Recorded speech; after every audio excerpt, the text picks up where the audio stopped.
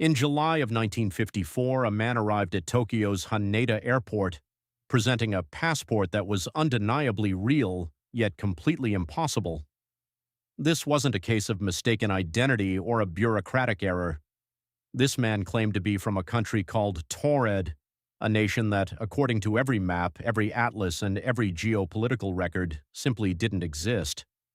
So, who was this enigmatic traveler, and where exactly did he come from?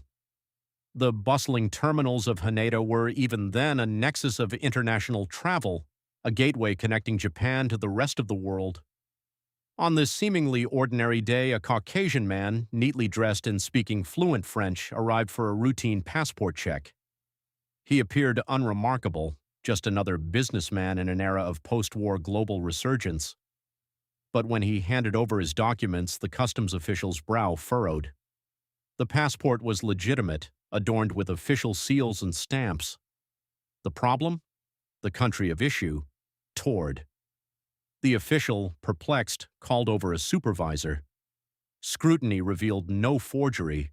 The paper, the ink, the watermarks, all authentic.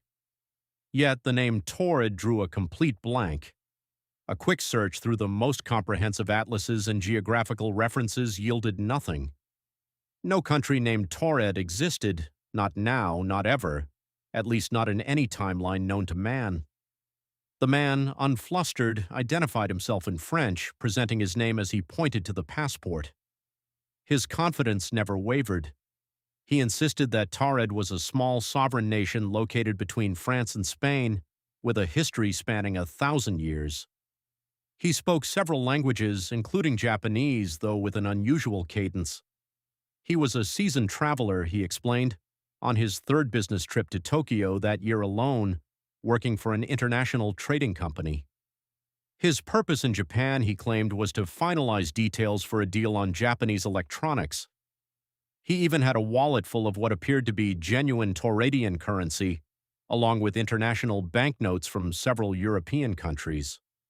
This wasn't some elaborate prank. His demeanor was serious, his account consistent. But the officials were stumped. How could a man have a legitimate passport from an illegitimate nation? This wasn't just a simple mix-up. This was a profound anomaly, a glitch in the fabric of their understanding. His explanation intensified the mystery. He pointed to a world map, readily available in the airport, his finger tracing confidently to the region where he claimed Taured lay. But on every map shown to him, that area was conspicuously occupied by the Principality of Andorra. He looked genuinely bewildered, his face a mask of confusion. Andorra? He reportedly scoffed. What is Andorra?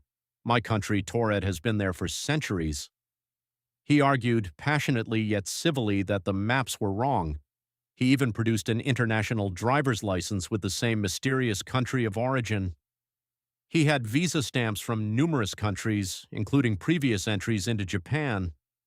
Everything about his documentation screamed authenticity, except for the fundamental impossibility of his nation. The customs officials, unable to reconcile this paradox, escalated the issue. The man was taken to a nearby hotel, his room secured by 2 immigration officers stationed outside. He was not under arrest, but he was not free to leave. The authorities from various departments were brought in: national security, foreign affairs, even academic geographers. They pored over his documents, interrogated him for hours, trying to find any crack in his story. But he held firm, his narrative perfectly consistent, his confusion at their ignorance palpable. He provided details of Taured's culture, its history, its political structure, its relationship with its neighbors. He spoke of its language, a unique tongue he called Tauredian, which he claimed was a dialect of an ancient Romance language. He even showed them stamps and coins from his homeland, intricately designed and bearing no resemblance to any known currency. He even had a detailed company ID for the firm he worked for, a legitimate Japanese company that, when contacted, confirmed they were indeed expecting a business associate from Europe. However, they had no record of anyone from a country called Taured. The discrepancy grew. The man became increasingly agitated, not with anger but with a profound sense of disorientation. He genuinely believed that the world had somehow shifted around him. He felt like he was the only sane person in a world that had suddenly gone mad. He kept asking to see his company contacts, to call his wife, to explain this bizarre situation. Each request was met with frustration, as his family and company were located in a country that didn't exist, making direct verification impossible. Then the inexplicable happened. On the third day of his involuntary stay, just as officials were debating their next course of action, possibly psychiatric evaluation, though he appeared perfectly sane, the man from Taured vanished. The two immigration officers guarding his door swore he never left. The room on a high floor had a window but no balcony, far too high for a jump. There was no fire escape. Every entrance and exit was carefully monitored. The police scoured the hotel, interrogated staff, but found nothing. It was as if he had simply dematerialized.